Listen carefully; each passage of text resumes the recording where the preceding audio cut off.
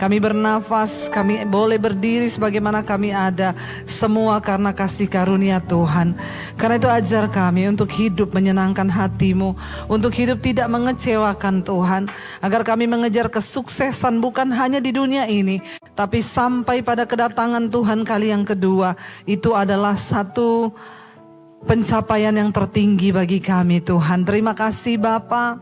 Urapi hamba yang tidak ada apa-apanya, urapi setiap kami. Kami buka hati bagi firman Tuhan di dalam nama Yesus. Sama-sama katakan amin. Tepuk tangan buat Tuhan Yesus saudara. Silahkan duduk. Shalom, apa kabarnya sore ini? Luar biasa.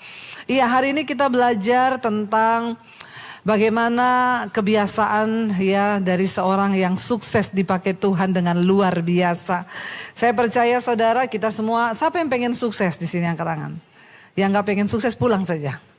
Ya, saya percaya semua pengen sukses. Iya. Kita belajar dari seorang di Alkitab yang bernama Daniel saudara.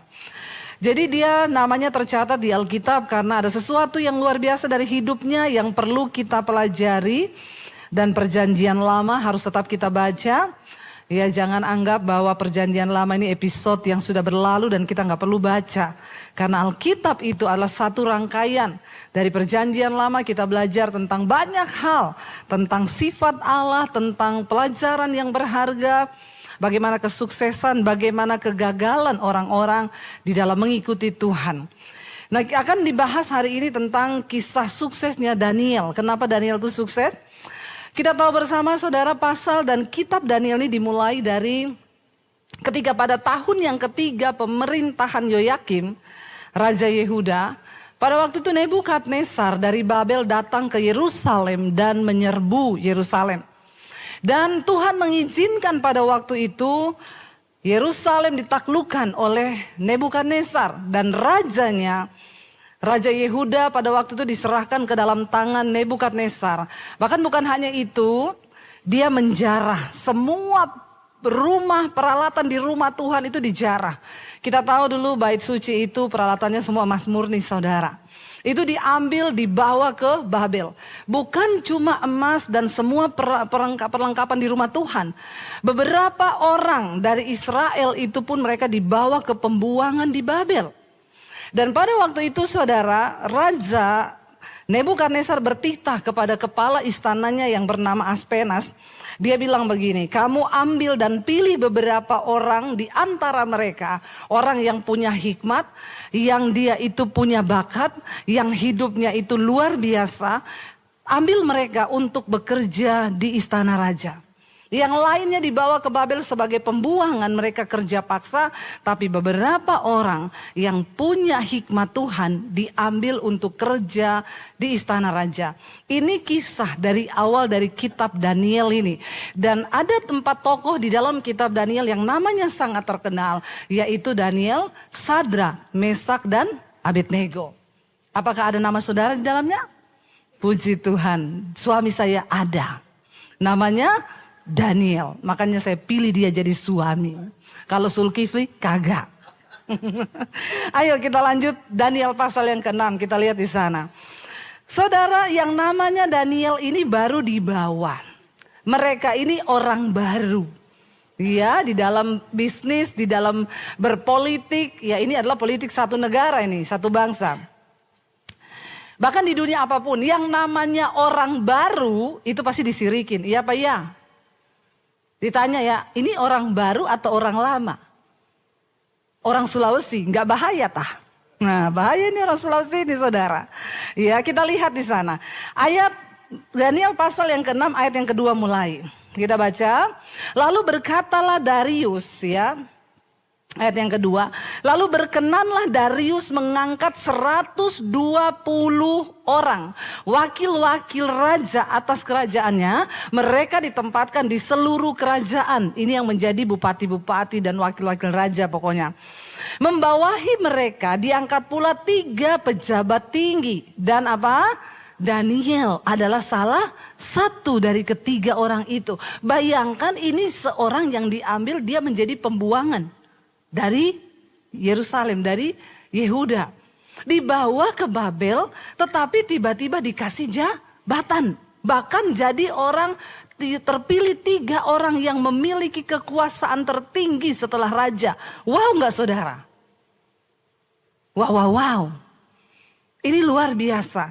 Dan dikatakan di sana kepada mereka lah para wakil-wakil raja harus memberi pertanggungan jawab supaya raja jangan dirugikan. Jadi sekarang ini mungkin mereka ini ya pejabat-pejabat tinggi ya. Yang diberi kepercayaan. Daniel, dia nggak ikut pilkada. Dia nggak kampanye. Tapi dia dipilih. Pada waktu itu diangkat. Karena Tuhan yang memilih. Lalu kita lihat ayat yang berikutnya. Maka Daniel ini melebihi para pejabat tinggi dan para wakil raja itu. Karena apa? Ia mempunyai roh yang luar biasa. Dan raja bermaksud untuk menempatkannya atas seluruh kerajaannya. Kenapa Daniel ini mendapat satu promosi yang luar biasa? Lihat ayat yang tadi dulu, kita balik ke ayat yang tadi dulu multimedia. Karena dia mempunyai roh yang luar biasa. Anak muda, siapapun kita hari ini. Jangan pernah taruh andalanmu kepada kekuatan kepinteranmu, otakmu, pendidikanmu. Kita belajar harus. Tetapi yang lebih dari itu kita harus punya roh yang luar biasa. Kenapa kita harus punya roh yang luar biasa? Karena saudara, waktu engkau mempunyai roh yang luar biasa, promosi dari Tuhan ketika mengangkat engkau, bahkan dikatakan raja bermaksud menempatkan Daniel atas seluruh kerajaannya. Waktu kita punya roh yang luar biasa, maka Tuhan itu mempromosikan engkau tidak tanggung-tanggung. Melampaui batas yang bisa diduga oleh manusia. Kita ini siapa? Saya ini siapa? Saya ini cuma lulusan SMA dari kota kecil yang mungkin saudara nggak tahu tempatnya ada di mana. Tapi waktu kita punya roh yang luar biasa dengan Tuhan. Dan ketika Tuhan mempromosikan, tidak ada satupun yang bisa membendung kuasa Tuhan itu. Bahkan banyak orang berusaha untuk membendung. Saya mau tanya saudara, waktu Daniel dari pembuangan dibawa ke Babel, ini orang baru datang. Mungkin yang lain di situ sudah lama sekolah ke pemerintahan, mereka sudah mengikuti diklat, mereka sudah puluhan tahun, tapi mereka baru dikasih jabatan yang sekian. Daniel yang baru dibawa, tiba-tiba mendapat jabatan yang tertinggi. Saya mau tanya, ada yang iri nggak? Banyak. Jangankan di dunia sekuler. Jangankan di dunia politik, dalam dunia pelayanan pun waktu seseorang diangkat banyak yang iri saudara. Yang namanya iri hati ini sudah penyakit bawaan. Ini penyakit bawaan, kayak diabetes. Makanya kita harus hati-hati, karena ini ada dalam setiap kita. Nah kalau kita pupuk, kita kasih makan, makin jadi. Makanya kita perlu menjaga hati. Yang lebih celaka lagi, mereka iri hati sama orang yang punya roh yang luar biasa, sama orang yang disertai oleh Tuhan. Jangan pernah iri sama orang yang disertai Tuhan. Itu sama dengan engkau bunuh diri, engkau menimbun, engkau menggali lubang bagi kuburanmu sendiri, saudara. Kita lihat apa yang terjadi dengan Daniel. Dikatakan di sana ketika Tuhan raja berniat mempromosikan dia. Baca langsung kelihatan yang iri-iri. Kemudian apa? Para pejabat tinggi dan wakil raja itu mulai mencari alasan untuk mendakwa Daniel dalam hal pemerintahan. Orang yang iri sama kita tidak akan pernah berhenti mencari celah, mencari kekurangan, mencari kelemahan kita untuk berusaha untuk menjatuhkan kita. Tapi jangan takut, asalkan kita tetap berdiri dalam kebenaran. Sekuat apapun 1000 tangan manusia ingin mencoba menjatuhkan, mereka tidak akan pernah menang dengan satu tangan Tuhan yang kuat yang menopang kita untuk tetap teguh berdiri. Dikatakan mereka mulai cari alasan. Dalam hidup kita pun saudara ini akan terjadi. Orang akan mencari-cari alasan kesalahanmu. Dalam hal pemerintahan, ternyata mereka tidak dapat.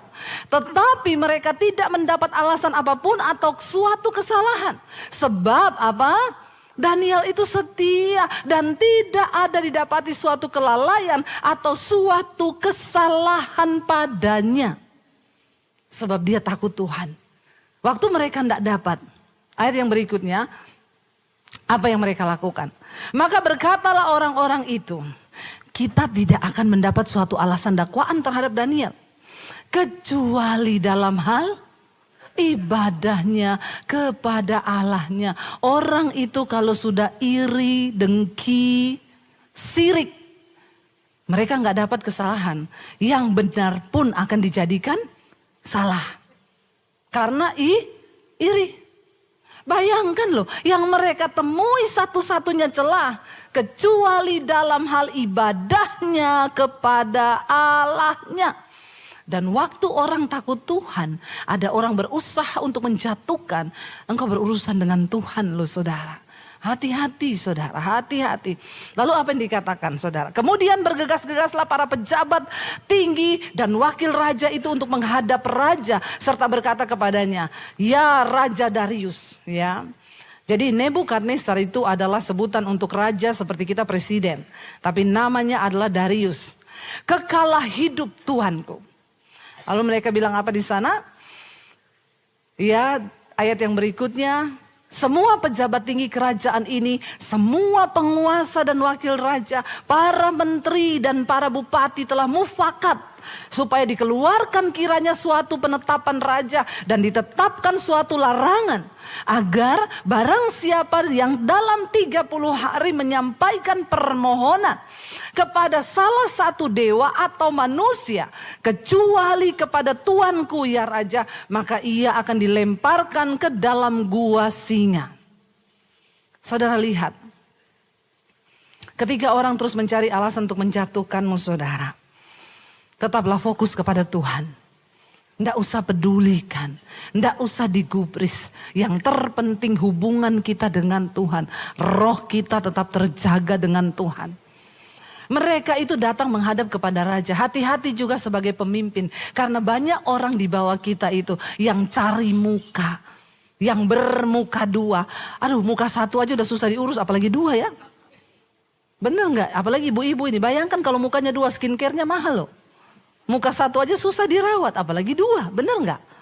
Ya saudara, raja ini kalau pemimpin itu tidak punya hati yang bijaksana, dia bisa terjebak dalam sebuah keputusan gara-gara orang-orang di bawahnya.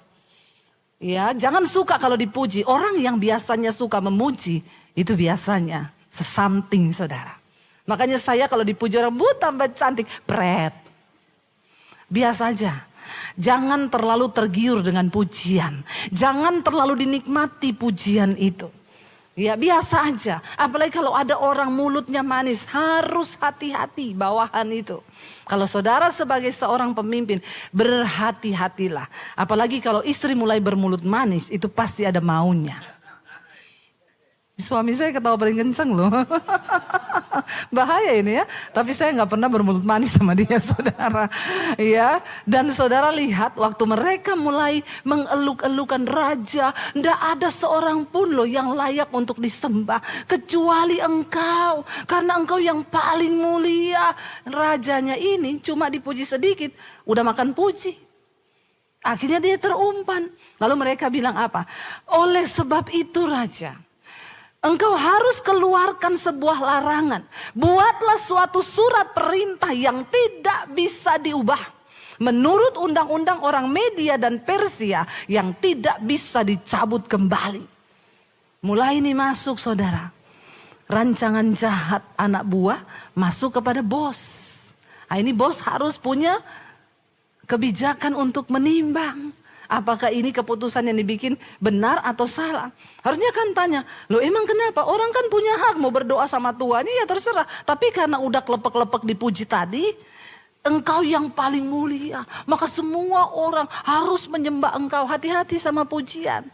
Sebab itu Raja Darius membuat surat perintah dan dengan larangan itu. Lalu dikatakan di sana, demi didengar Daniel. Daniel dengar nih surat perintah dibuat, ditanda tangan, diumumin. Ketika Daniel mendengar surat perintah itu sudah keluar. Apa yang dilakukan? Ya, ketika demi didengar Daniel, surat perintah itu telah dibuat. Pergilah ia ke rumahnya. Dalam kamar atasnya ada tingkap-tingkap yang terbuka ke arah Yerusalem. 3 kali sehari ia berlutut, berdoa serta memuji Allahnya seperti yang biasa dilakukannya. Dia tidak bergeming. Saya mau tanya saudara, menurut saudara waktu Daniel dengar surat itu, dia ada ketakutan gak? Daniel ada takut gak? Dia juga manusia loh seperti kita. Dilempar ke gua singa itu kira-kira takut gak?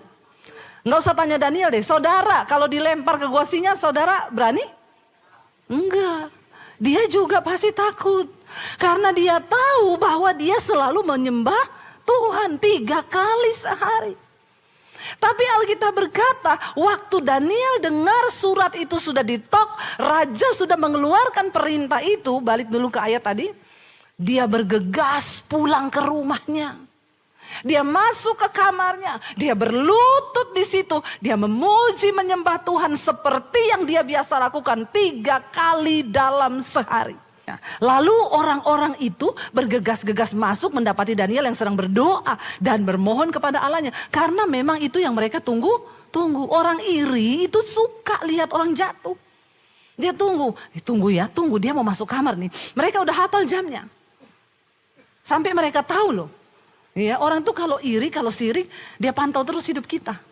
Biarin aja. Tunggu, ini kesalahannya. Dicari, dikejar. Dapat saudara. Lalu dikatakan ayat yang berikutnya saudara.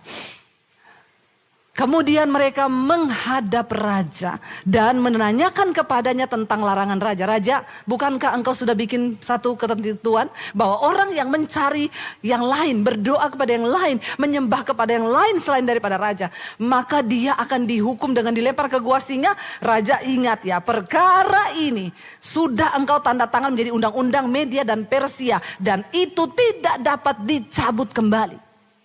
Mereka ancam memang raja untuk kasih dengar karena undang-undang sudah dibuat tidak bisa ditarik kembali dalam waktu hanya beberapa saat. Lalu dikatakan di sana ayat yang berikutnya saudara. Lalu kata mereka kepada raja, Daniel salah seorang buangan dari Yehuda. Kelihatan siriknya. Padahal Daniel sudah diangkat menjadi pejabat tinggi. Nggak ngomong itu loh raja, Pak Daniel itu loh yang dari Yehuda. Daniel salah seorang buangan. Ini saudara tanda-tanda orang sirik. Omongannya itu lihat, merendahkan orang. Orang buangan itu loh. Bukan pribumi.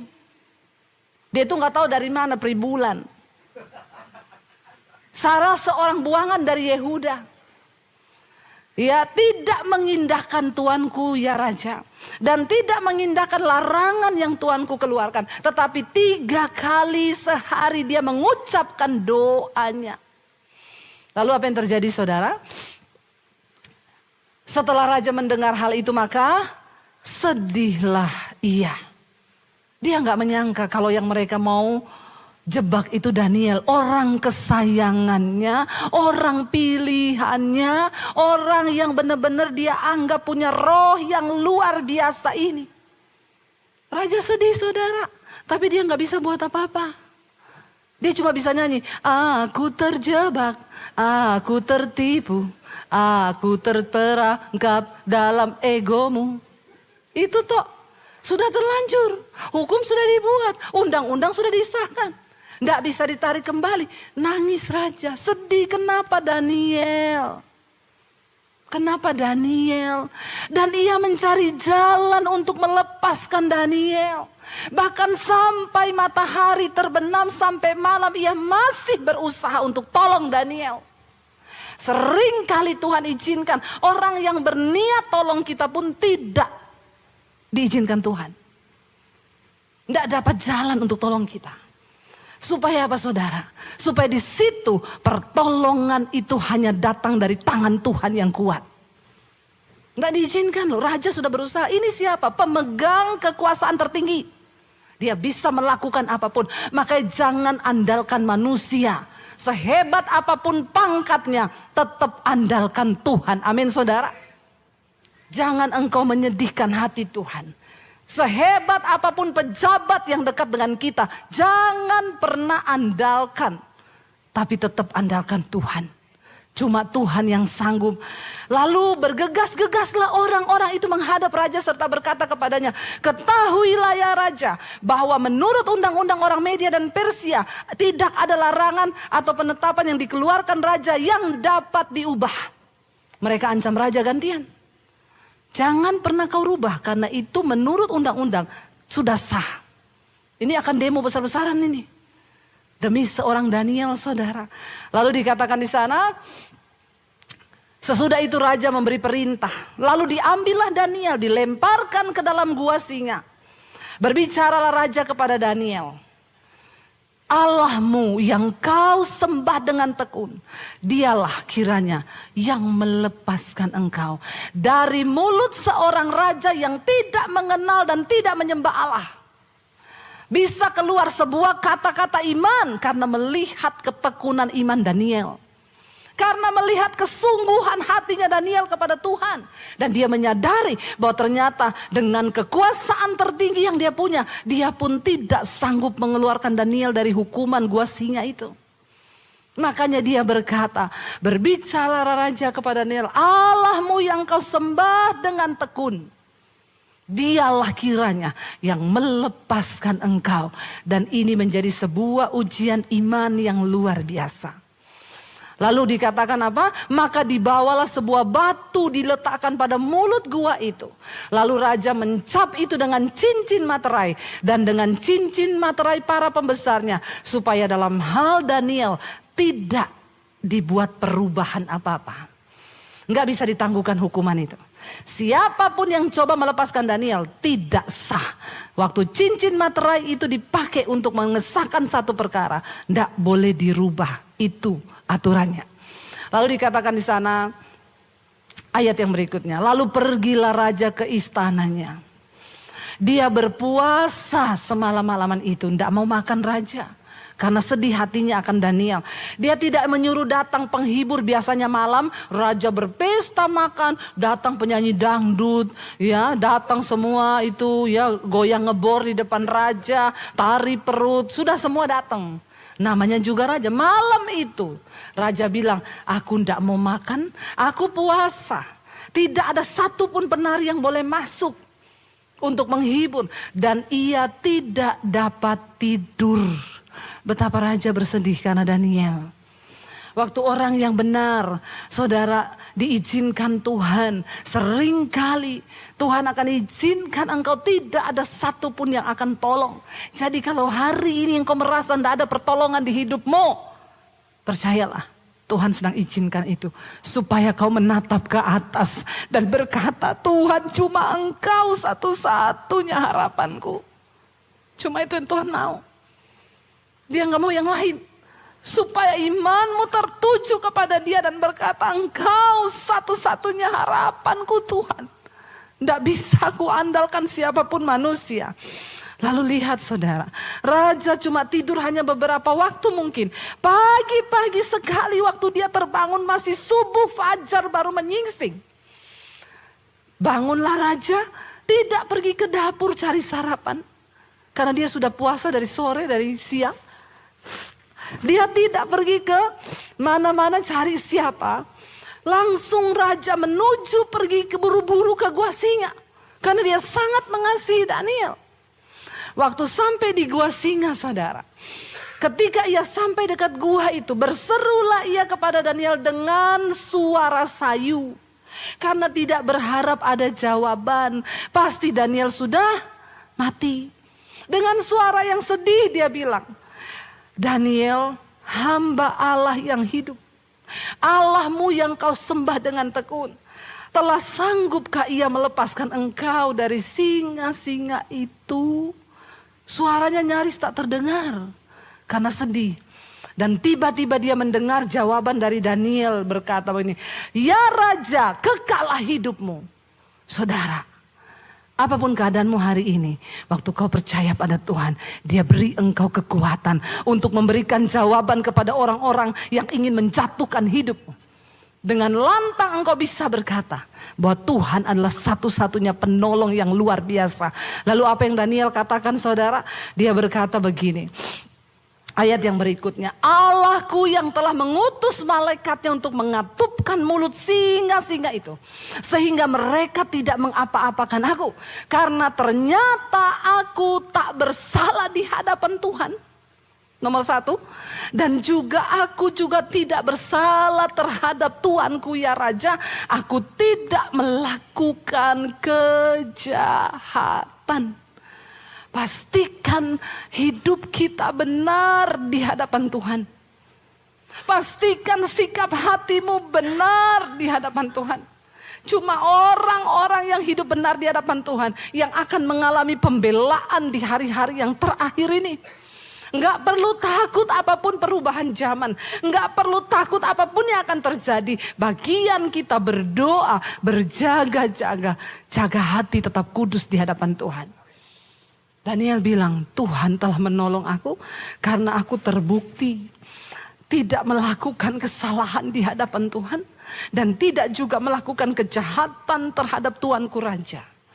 Lalu saudara, ayat berikutnya berkata, lalu sangat sukacitalah raja. Dan ia memberi perintah supaya Daniel ditarik dari dalam gua itu. Maka ditariklah Daniel dari dalam gua itu. Dan tidak terdapat luka apa-apa padanya. Karena ia percaya kepada Allahnya. Tidak ada akan yang bisa menggores hatimu. Tidak ada yang akan bisa menggores berkatmu.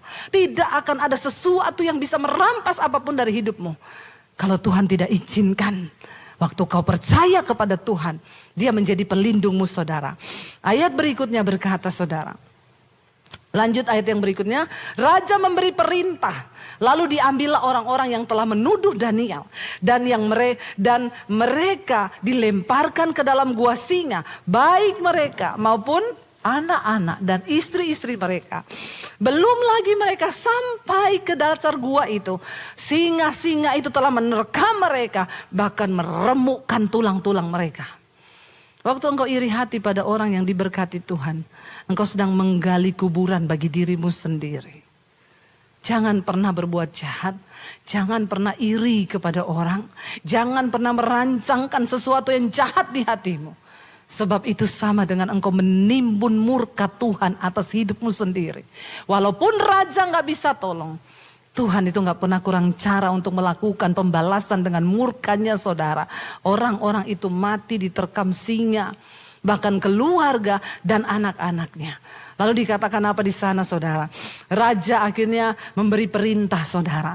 Raja mengirim surat kepada seorang-orang di segala bangsa, segala suku bangsa dan bahasa yang mendiami seluruh bumi. Bunyinya begini. Bertambah-tambahlah kiranya sejahteramu. Lalu yang berikutnya, bersama ini ku beri perintah bahwa di seluruh kerajaan yang aku kuasai, orang harus takut dan gentar kepada Allahnya siapa? Daniel. Sebab dialah Allah yang hidup, yang kekal untuk selama-lamanya. Pemerintahannya tidak akan binasa dan kekuasaannya tidak akan berakhir. Biar lewat pergumulan hidup kita, orang lain bisa melihat kedahsyatan tangan Tuhan. Jadikan setiap bagian dari pergumulan hidupmu menjadi momen di mana engkau bisa mengalami kemuliaan Tuhan. Dan keluargamu, orang-orang yang membencimu akan berkata, wow, Tuhannya hidup. Allahnya itu dahsyat. Nggak usah membela diri, nggak usah mencoba cari kebenaran. Tapi biar Tuhan yang mengangkat kebenaranmu seperti fajar yang Dia munculkan di permukaan saudara. Dan dikatakan keluar maklumat di seluruh bangsa. Raja Nebukadnezar berpesan. Semua harus tunduk kepada Allahnya Daniel. Sebab dia melihat dengan mata kepalanya kuasa Tuhan terjadi. Lalu ayat yang berikutnya berkata. Dan Tuhan dia bilang Allahnya Daniel itu melepaskan dan menolong dan mengadakan tanda dan mujizat di langit dan di bumi. Dia yang telah melepaskan Daniel dari cengkraman singa-singa. Saudara, hari ini mari kita berjalan bersama dengan Tuhan. Apa tips kesuksesan dari seorang Daniel. Dia punya roh yang luar biasa. Kenapa selalu saya bilang jangan cuma bangun manusia jasmanimu, tapi bangun manusia rohanimu. Ibu-ibu, jangan kau habiskan waktumu cuma ke salon, ke klinik kecantikan berjam-jam. Tapi kau gak pernah bangun manusia rohanimu itu untuk kuat dalam Tuhan. Jangan habiskan waktumu hanya mengejar uang, kekayaan, habis waktu kita 24 jam. Dan kita melupakan Tuhan yang adalah penguasa di hidup kita. Sekali lagi dengar baik-baik, ada begitu banyak hal di hidup ini yang tidak bisa kita lakukan dengan kekuatan kita manusia. Tapi itu bisa diselesaikan dengan cara yang supranatural dari Tuhan. Waktu kau duduk di kaki Tuhan, waktu kau nangis di kaki Tuhan, waktu kau bawa seluruhnya hidupmu kepada Tuhan. Dia Tuhan yang bekerja dengan cara yang tidak terlihat oleh matamu, saudara. Dan itu hanya bisa dilakukan oleh satu kuasa, yaitu kuasa Tuhan yang maha tinggi. Biar hari-hari ini hidup kita terus mengejar perkenanan Tuhan. Saya undang imam musik maju ke depan. Mari saudara, kita hidup di hari-hari yang terakhir. Banyak hal dapat terjadi di dunia ini yang tidak kita duga, yang tidak kita tahu. Tapi biarlah bagian kita adalah terus mengejar perkenanan Tuhan dalam hidup kita. Supaya kita juga melihat pembelaan dan pertolongan Tuhan bagi orang-orang yang setia mencari Dia. Bangkit berdiri bersama. Kita katakan di hadapan Tuhan, selidiki hidup kami, selidiki hati kami Tuhan. Apakah kami tulus mengasihi Engkau dengan segenap hati kami? Ini hidup kami Bapa. Selidiki aku, lihat hatiku. Apakah ku sungguh mengasihimu, Yesus?